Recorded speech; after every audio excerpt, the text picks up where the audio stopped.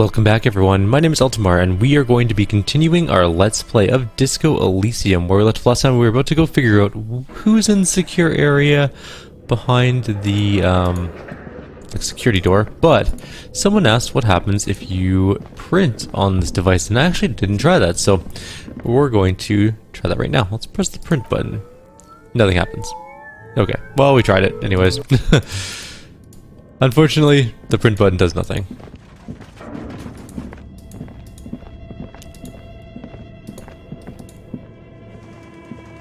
Alright, looks like the door is open. This tray is full of dice, colorful polyhedral dice, hundreds of them. The candy dispenser has been repurposed to contain thousands of dice. Hello, I'm Nia. A bird-like woman sits on a throne of tools with emerald light shining through her hair. Did you try knocking on my window? I must have missed you. I've been listening to my Melius. She taps on her headphones. So what kind of die are you looking for? Could this be the malicious entity? Perhaps it's wise to go along with this masquerade for now. She's got a direct view to the backyard. You should interrogate her about the lynching. Hold on, what do you mean by Melius? Yes, a Melius is like a calling station. You need a two-way radio to access one. That's why I have these. She pats the headphones on the table. Mostly, they just teach you to swear in different languages. But some of the stations can be quite interesting. I was so absorbed, I must have missed you knocking. You must have me confused with somebody else. I haven't knocked on your window. Then how did you get inside? By the south entrance? You know what? It doesn't even matter. What matters is that you're finally here. Let's talk dice. Did you have something specific in mind? Why are you asking me about dice? I'm a novelty dice maker. Tell me the name of your role-playing system and I'll make the die you need. That's why you're here, yes? She says. Role-playing games, you know, the one made by Fortress Accident, does that count? Sure, I like role-playing games, I need some dice. Very good. My rate is 10 real per set. Unless you want something really unusual. Take a look around and see if there is any particular stone you want to use.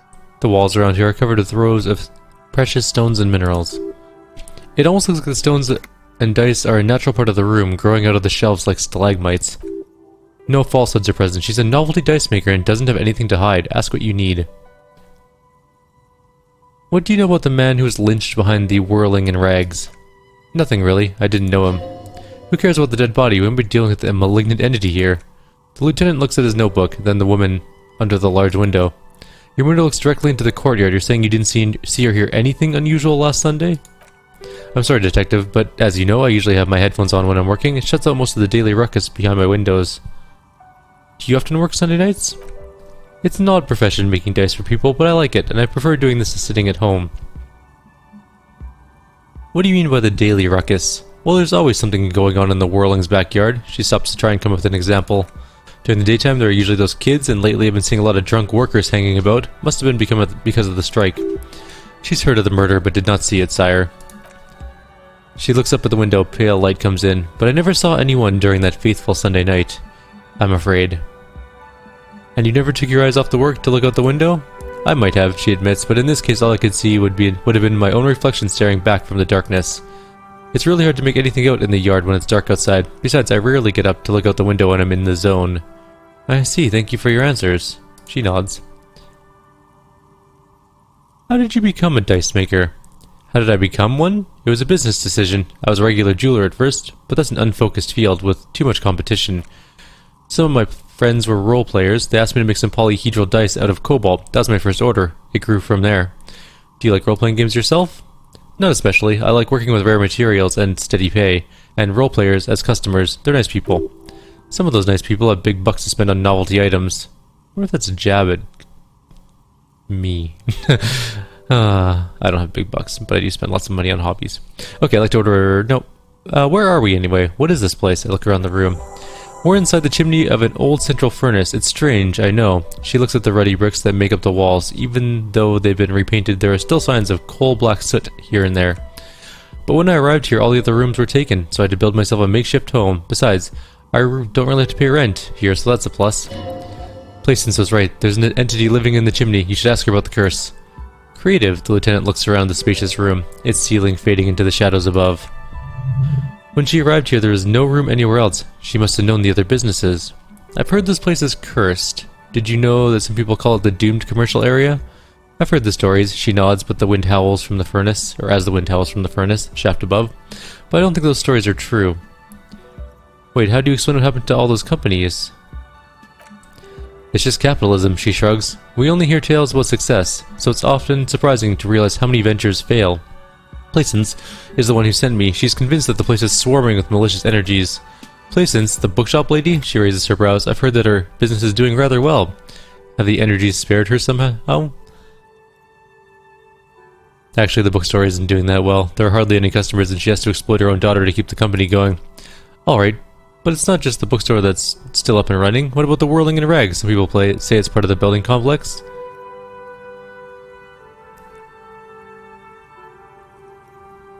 No, the Whirling isn't doing well either. Its waitress just took off and the customers have troubles paying bills. And then there's me, she sighs, looking at her messy work table. All kinds of tools lie there scattered, from knives to carving files, or to carving flies? I think it's supposed to be files. To wire cutters. I've been here for 14 years, selling novelty dice to role-playing enthusiasts. Not exactly a million real business, yet somehow I've survived despite the talk of malicious energies. Strange, isn't it? Maybe it's just because she's so talented she's been able to woo the curse. Placence thinks it's because you're the source of it, the malignant entity. Malignant entity? What does that even mean? The Dicemaker laughs. Some kind of sorceress? What about you, officer? Do you think I'm the malignant entity? Time has come to face the source. Fear not, for the forces of the universe are supporting you in this psychic quest. I'm starting to see that there's no curse, only business decisions and natural market fluctuations. Exactly, she pinches the roof of her nose. Truth is always so disappointingly mundane and boring. But I'm glad we got that sorted out. Anything else I can do for you today? That's all she has to say on the subject. She's been thorough and truthful as far as we can see. Do you know what happened to the other tenants? Everyone else is gone. More or less. She adjusts the yellow scarf that covers her hair. Are you interested in anyone specific? I want to know about that one company. Let's just start at the top. There used to be a hair salon here, right? Yes, I think it was called Androgynous Orlando or something similar. They weren't a big hit around here. Turns out that the working class men don't like genderless haircuts. They're scared of that word. A bit of experimenting every now and then isn't bad. It's not about the haircut, it's about the confidence. What's wrong with a bit of experimenting? The customer should have been more open-minded. I guess it just wasn't the time yet. She tucks a strand of hair under the headscarf. What about the gym? It wasn't merely a gym, it was Artemitep's Boxing Club, a community project created to steer at-risk youths away from drugs and crime. And who was Artemitep? A kind man from Zymisk. I heard you had some trouble with the law when he was younger, and that's why he wanted to start the gym as his way of giving back. And how did that community project turn out? It didn't. If anything, it made the youth situation in Martinez even worse. At some point, someone started a rumor that the punching bag downstairs was full of amphetamines. It's not really full of that. No one would store their drugs like that. Eventually, the coalition took away the funding and the club went bankrupt. This was a few years ago. It's gotten much more peaceful around the plaza ever since. So with the broken windows? Oh, this one's a mess, she sighs. There used to be a company that promised to repair windows 24 hours a day. What could go wrong with this one, right? Turns out the business was actually set up as a front for an illicit group that was producing snuff milius. Who would have guessed? What's a snuff milieu? And they never cleaned up the debris either. Now it's just littering the hallway and I have no idea how to get rid of it on my own. Cool about the debris. Very cool about the debris. But what's a snuff milieu? It's a sub-Rosa radio station that broadcasts real murders with real victims. Some people pay good money to get off on it. Nothing changes in her tone as she says that. It's as if just another piece of information to lay out for the world. Don't worry, the ICP has a separate division that deals exclusively with unlicensed sub-Rosas. The lieutenant turns to you. This isn't our problem. Good luck with that. It's not easy catching those perpetrators. Then she lets the thought go. Did someone make stuffed animals? I saw mounts lying around. You mean Mr. Fabron, the taxidermist? No, he mostly just did drugs. Anything else? I found some creepy mannequins. There used to be a fashion atelier here, but I've forgotten the head designer's name. They were doing well for a couple of years, until the insect rights activists came. Insect right active? What in the name of... The atelier produced a certain collection that used chitin among the materials. Apparently chitin is made in the Occident, where it's extracted from beetle wings. And you know how all kinds of political movements are big down in the Occident. The activists shut down the biggest chitin suppliers, which of course caused the price to skyrocket. And naturally, all the most fashionable tastemakers refused to be seen in chitin from then on. The atelier went bankrupt before he could finish the collection. But insects don't have any brains or feelings. Actually, yes, insects do have brains, she corrects you, but yes, I understand what you're saying. I think the protesters took it a little far. As she shifts around, you notice several dead flies on the windowsill in front of her. Legs up, they're not moving. Anything else? What's with the rotor blades and the skis? They were made by the company called Slipstream after they pivoted from making rotor blades to skis. Their chief executive took off on vacation with all their money. She rests her chin on her hand with an impish smile. Honestly, I think it's quite funny. I think he's still sending out holiday transmissions from Tulula, or Tiomutiri, or Cashed Core, or wherever he is.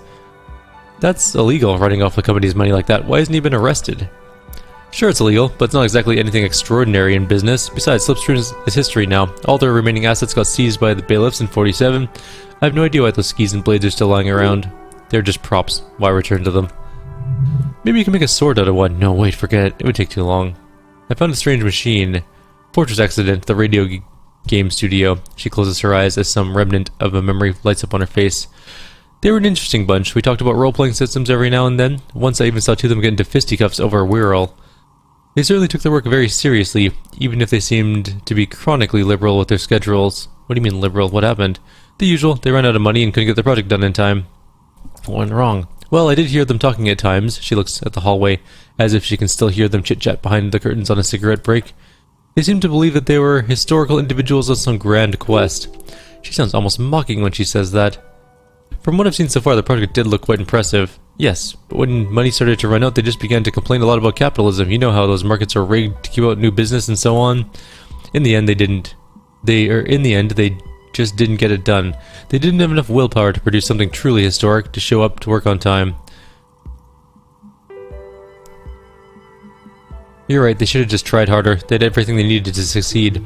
Still, not everyone is going to make it. She tosses a pair of dice on the table. One of them stops near the edge of the metallic desk. That's the nature of the game. The result is 1 on a 20-sided die.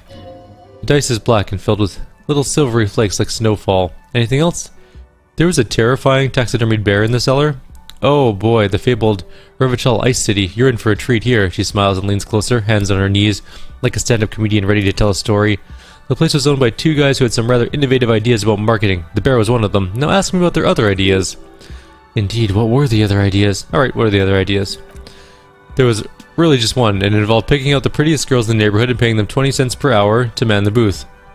And by man the booth, I mean slumped behind the counter with a face that could maim you if you ever dared disturb their bored magazine browsing. She leans back disapproving.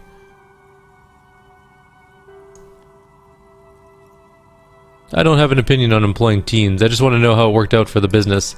It didn't. Occasionally the girls had their friends over, which doubled the amount of hairspray, skin problems, and mood swings behind the counter. And they already had the bear. She closes her eyes as if remembering something painful. What about the bear? The bear, she repeats, pressing her thumbs into her temples like trying to suppress a headache. Didn't work out? Of course not. The bear was terrifying. No one wants ice cream guarded by a hostile apex predator. To make matters worse, the fridge didn't work too well either. Half the ice cream came out malformed and partially melted. Eventually, Revachol Ice City lost a price war to its rival, Glace 5000. Glace 5000 sold caramel sundaes for only 5 cents a piece, out of regular fridges. I killed the bear. I unplugged it. You did what? She rolls her swivel chair to inch closer to you, unsure whether she heard it right. I had to kill the bear to become the bear. I can see, she nods, eyeing you up and down. The taxidermist who made it said that it was his vision beast. He said he met his vision beast while high on decadence? He called it Megatherian. Sounds cool. Why is everyone doing drugs in this place, even the taxidermist? What it Megatherian? Megatherian, nods the Dicemaker. A mega wild beast. What's a mega wild beast? It's like an imaginary beast that guides you through life by telling you to do more drugs mostly. But I don't do drugs. Very good, you shouldn't do them at all, she nods to the Dicemaker. You're a police officer after all. Or nods to the Dicemaker. Anyway, you now know the story of the fallen ice cream empire. She seems almost had finishing the story. Some dusty beams swirl in the afternoon air. Her eyes follow it idly. Little sparkling embers under the window. Anything else? Another failed business perhaps? I've been here for a long time. I had other questions. I have more questions about the bill. Nope, I guess not. I'm gonna try to do this, although the chances of us getting it are incredibly, impossibly low. No. You feel nothing. If anything, it's uncomfortably warm in here.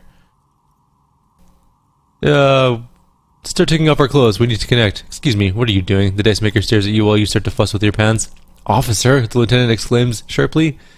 Is it just me or is it hot in here? No, I don't feel hot. We're in a derelict smokestack. If anything, it's cold in here.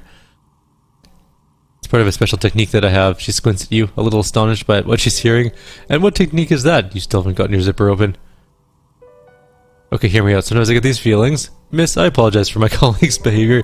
He's still recovering from an unusual medical episode. Officer, this isn't how mature adults deal with their feelings.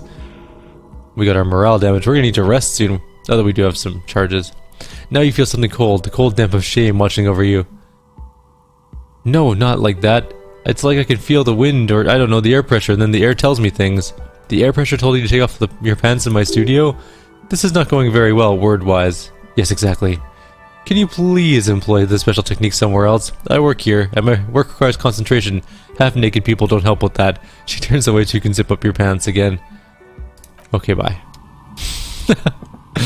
Well, we tried. We gave it a solid attempt to take off our pants in front of the Dicemaker. We still don't have a password for this thing yet, but we're gonna have to work on that, I guess. Let's go talk to the storekeeper. So all the businesses just failed because they sucked.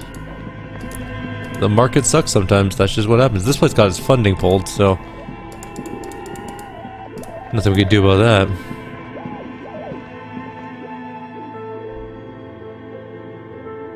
We need to collect more bottles to sell them at Pherrid. It's got triple T. Alright, we don't have any morale left, so we're gonna have to save in case we have a morale problem and die.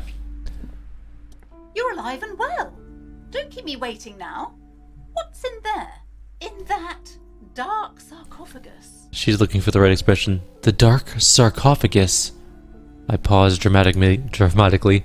Yes, yes, how was it? You tell her how ghastly it was. You know it's what she wants to hear.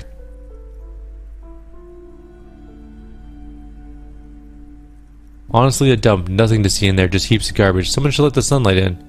But what else did you find? Did anything survive? No, of course not. Have you located the entity? I talked to the entity you told me about. Her name is Nia, and she's a novelty dice maker. A novelty dice maker? Her eyes widened. Well, spit it out. What does she need the dice for? Some kind of sorcery? Sometimes they use ankle bones of sheep. She's not a sorceress or some malicious entity. She's a businesswoman like you. She looks perplexed. I don't understand. If it's not her, then where is the source of the doom? How did she explain the curse? The narrative she's built herself. It does need tearing down. She's squeezing on the pendant too tight, a drop of blood in her palm. Just don't say you don't have any answer yet. The uncertainty is killing her.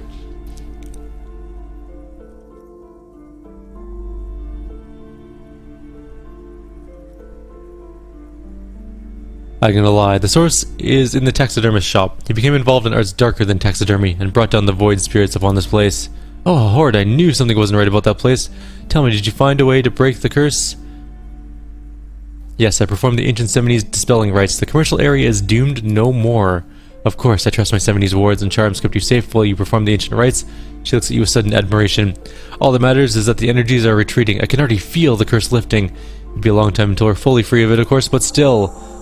Thank you, officer. Truly, you brought better psycho-emanation to this humble bookstore, and that's no small achievement. She so badly wants this to be over, she would have believed anything. Alright then, all's well that ends well. The lieutenant turns to you. Should we return to our ordinary lives? Yeah, okay, bye.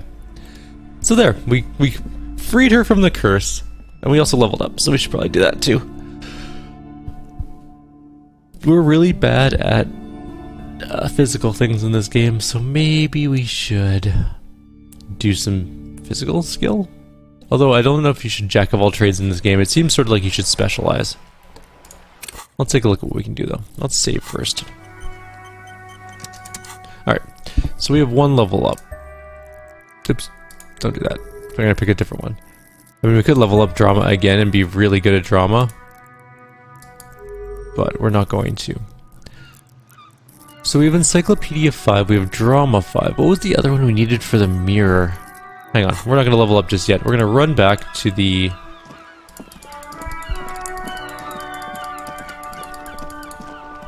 Where is it? This place? Because there's a mirror thing we can do. And I would like to get my skills up for that. Oh, also, somebody wanted me to turn up the voice volume for the characters, so I can do that. It's already pretty high. Drop it up to... There we go.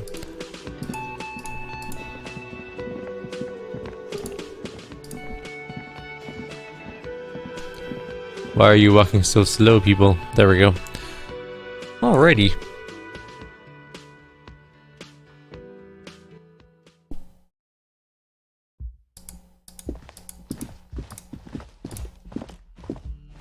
Alright, so if we go to the mirror, the repeatable things for the mirror are... Come on, go in.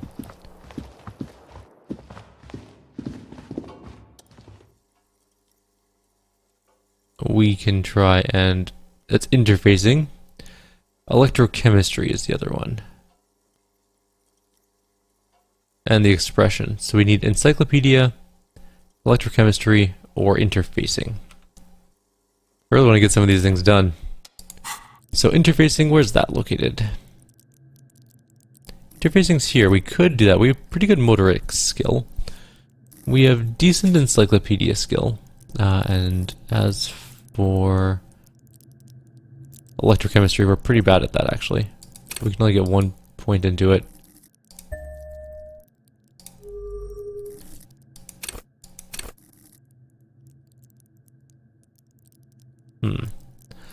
Okay. I think I might take interfacing and try and fix the thing. Or should we just encyclopedia? No, let's do interfacing. It's a new skill. We'll try it out. Accept changes and close. Alright, let's see what this does. Oh, it's still super low. Oh, we should have just not done that then. Well, quick save. Back up then. Confirm. We're not going to do interfacing. The chances of us actually succeeding at that are still 3%, even with 5 skill in it or whatever. We would need a ton of interfacing skill to make it work. We basically just have no chance of that ever working. So, we'll take our skill in encyclopedia and then do the challenge, hopefully.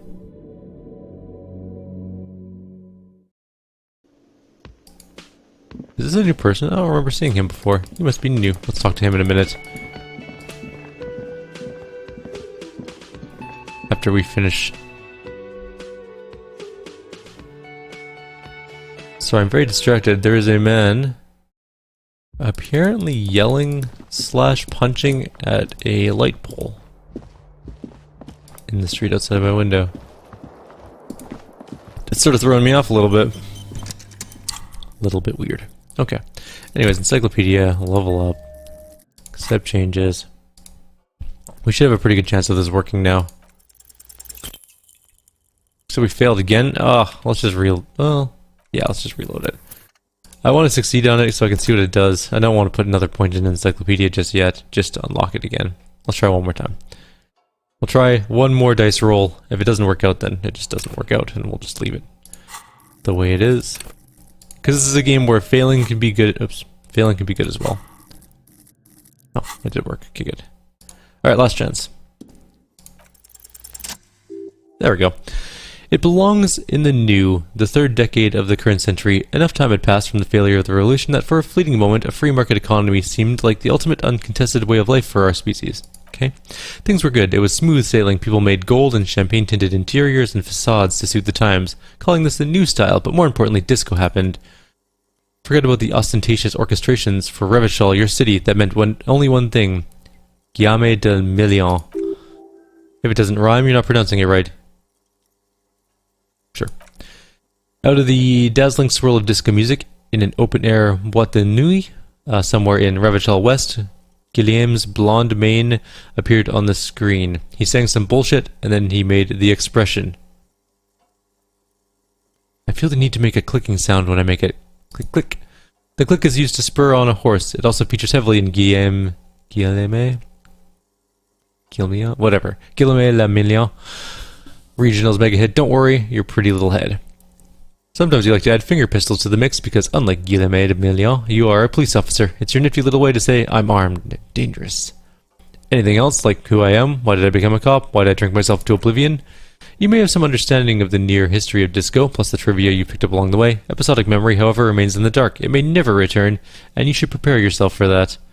What does this have to do with the ostentatious orchestrations? Not really. Oh, must have just stirred in your mind. They're more like a disco rock band, anyways. How long ago was the new? There's a vast ocean of time between right now and the expression looking good on you or anyone. 2 decades, if the calendar is to be trusted. Humanity has run aground in that time. It's a different world now. The expression is a relic. So I adopted it? Why? Everyone loved it. Maybe you thought some of the stardust would rub off on you. Maybe it did. Either way, it's all gone now. Only the grimace remains. I guess that's it then. Well, I learned something, but I can't. I can try to stop the expression from happening. I didn't expect that to work. Still not happening. Won't come off that easy. So we need to build up our electro. Well, we can only put 1 point into that, so it's really not going to probably work ever. The expression is just going to be on our face for all time. What does internalizing do, I wonder? Hang on, I gotta pause for 1 sec. Alright, I'm back. Sorry about that. So, we have these things too. These are thought cabinets, and I'm not entirely sure how they work. We only have one, apparently, right now, and we can internalize it. I don't know exactly. It gives us -1 logic. But why would we want that?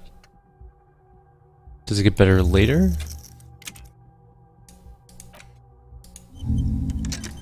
Oh yes, it does. It must, because now it's at 0%. Alright, we're going to leave it there and see what happens with it. I'm just kind of curious to see how this plays out. -1 logic's not the worst thing in the world either. You know what we should probably do? That we still haven't done yet. Go see the body. We've been here for like 5 videos. And still haven't even seen the body of the murder. Yet. Well, let's go do that. Wait, hang on, there's something. A theme on that pinball machine is a standard royalist theme used on everything from pinball cabinets to full-flavor cigarettes. What are its hallmarks? Clinging to a picture book version of the past century, waiting for the king to come back and cast out all the profiteers and homosexuals. Basically, imagine a yellow plastic crown with a liquor brand emblazoned on it. Wait, where do I get such a crown? It comes free with a 6-pack of Vermilion Raw d'Or. The words Raw d'Or are stamped on the crown's plastic. The idea of a king and a century gone is pretty fascinating. The sentiment is called anticentennial nostalgia, pining for a time before the turn of the century. It's common even now, after 50 years.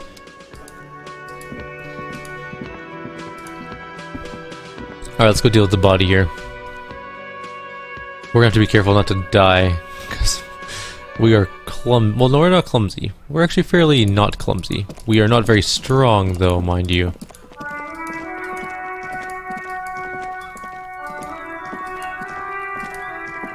There's some kid just punching things. Alright, well, we're gonna save. The kid's ladder is rickety but still climbable.